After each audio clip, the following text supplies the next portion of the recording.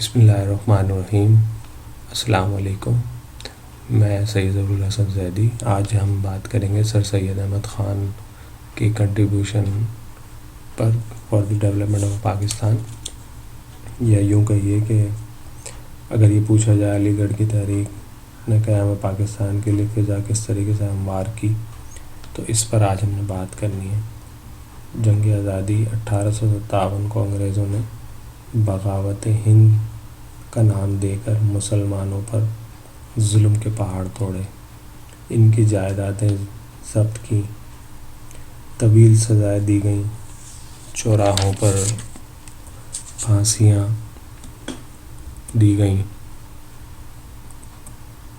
اور سرکاری ملازمتوں سے محروم کیا گیا۔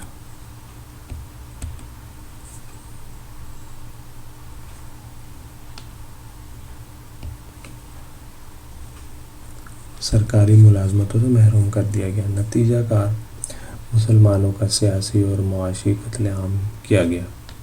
سر سید احمد خان نے وقت کے تقاضوں کا ادراک کرتے ہوئے مسلمانوں اور انگریزوں کے درمیان فاصلے کم کرنے اور مسلمانوں کی سیاسی، معاشی، معاشرتی اور دینی حیثیت کو مستحکم کرنے کے لیے جو اقدامات اور حکمت عملی اختیار کی، سے مختصر طور پہ اس طریقے سے بیان کیا جا سکتا ہے کہ اس میں لسانی تنازع کو انہوں نے کمپنسیٹ کرنے کی کوشش کی، مسلمان قوم کا تصور پیش کیا، بدگمانی کا ازالہ کیا،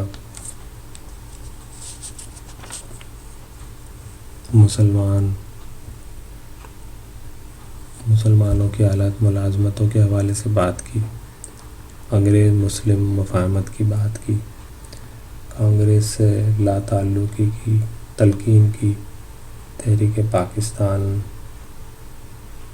کو پروان چڑھائی، قانون نامزدگی کی حمایت کی، اور اس طریقے کے بہت سارے کنٹریبیوشن جو ہے وہ ان کے رہے۔ ہم ون بائی ون ان کا ذکر کریں گے۔ نمبر 1، لنگوسٹک ایشو یا لسانی تنازع۔ اپنے آغاز سیاست میں سر سید احمد خان ہندو مسلم اتحاد اور ایک متحدہ قوم کے تصور کے شیدائی تھے، اور ان کا خیال میں ہندوستان کا وجود دونوں قوموں کے اتفاق و اتحاد سے مل کر رہنے پر تھا۔ وہ کہا کرتے تھے کہ جس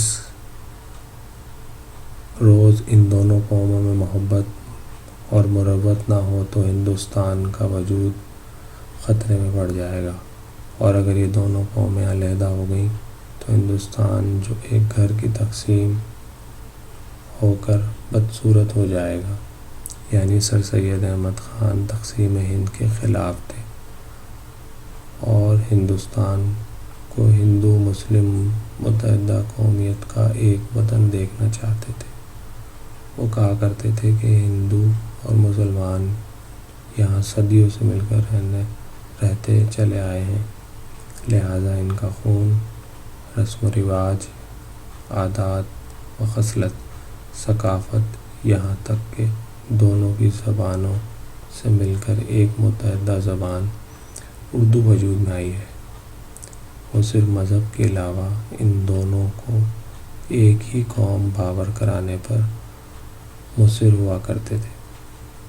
1867 میں ہندی اردو تنازع شروع ہوا، جب ہندوؤں کے عبادتی مرکز بنارس میں بعض ہندو قائدین اور چند انجمنوں نے سرکاری دفاتر میں ہندی کو سرکاری زبان بنانے کا مطالبہ کر دیا، کیوں نہ ان کے خیال میں اردو فارسی کے جانشین زبان تھی۔ مسلمانوں کے نزدیک اردو ان کا ورثہ تھا، لہٰذا اگر اردو کو ختم کر دیا گیا تو اس کے معنی سوائے اس کے اور کچھ نہیں تھے کہ مسلم تہذیب کو ختم کر دیا جائے۔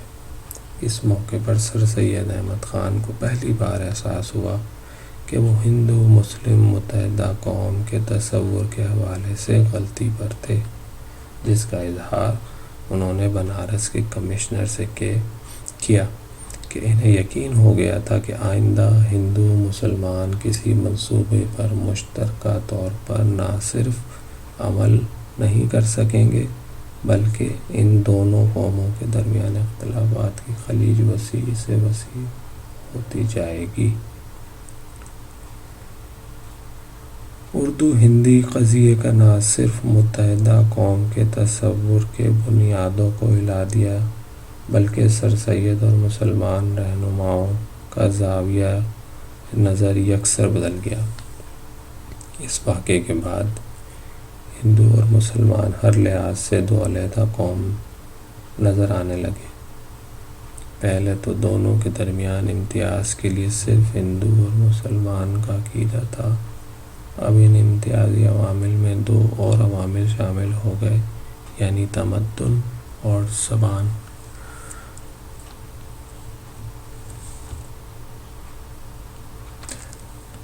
کانسیپٹ آف مسلم نیشن، مسلم قوم کا تصور۔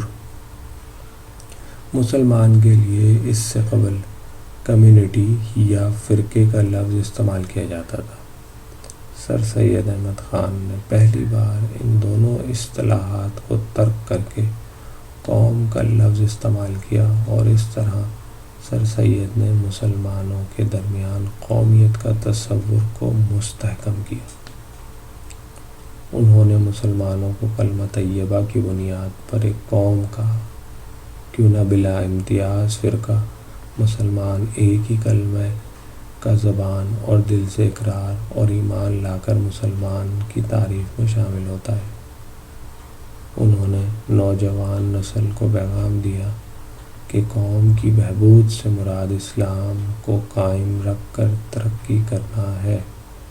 مسلم یونیورسٹی نے بھی قومیتی تصور کو اجاگر کرنے میں کلیدی کردار ادا کیا، جہاں طلبہ کی اقامتی زندگی اور لازمی مذہبی تعلیم نے ان کے درمیان مسلم قومیت کا تصور بیدار کر کے انہیں ایک عظیم قوت بنا دیا، جس نے قیام پاکستان میں کلیدی کردار ادا کیا۔ آج بھی علی گڑھ کی مسلم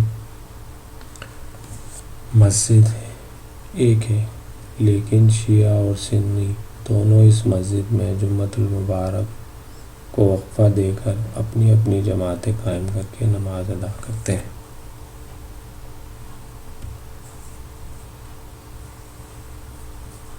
نمبر 3، ایکسپوزنگ مس انڈرسٹینڈنگ، بدگمانی کا ازالہ۔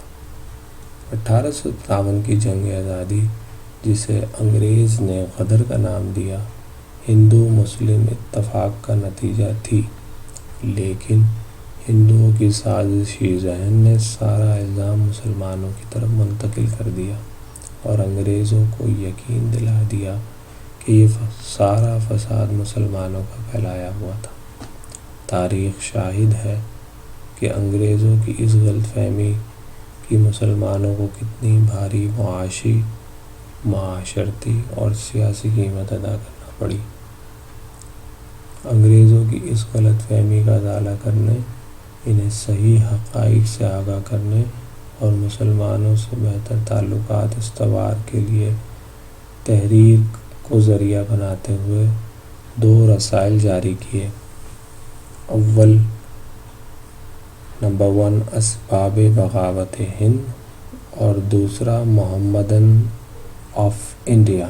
اسباب بغاوت ہند میں سر سید نے غدر کے جو اسباب بتائے، اسے منظم سازش ماننے سے انکار کیا۔ ان اسباب میں پادریوں نے اپنی تبلیغی اور اسلامی دشمن سرگرمیاں بڑھا دی تھیں، نمبر 1۔ نمبر 2 وجوہ برطانوی مجلس قانون ساز ہندو اور مسلمانوں کے مزاج سے ناواقف تھے، کیوں نہ مجلس میں نہ تو ہندوؤں کی اور نہ مسلمانوں کی نمائندگی تھی، لہذا ہندو اور مسلمانوں کے مزاج اور تقاضوں کے خلاف بننے والے قانون نے دونوں کو ناراض کیا۔ اس رسالے میں سر سید نے انگریزوں کو مسلمانوں کے ان کارناموں کی یاد دہانی کرائی جنہوں نے غدر میں ان کے عملی طور پر معاونت کی۔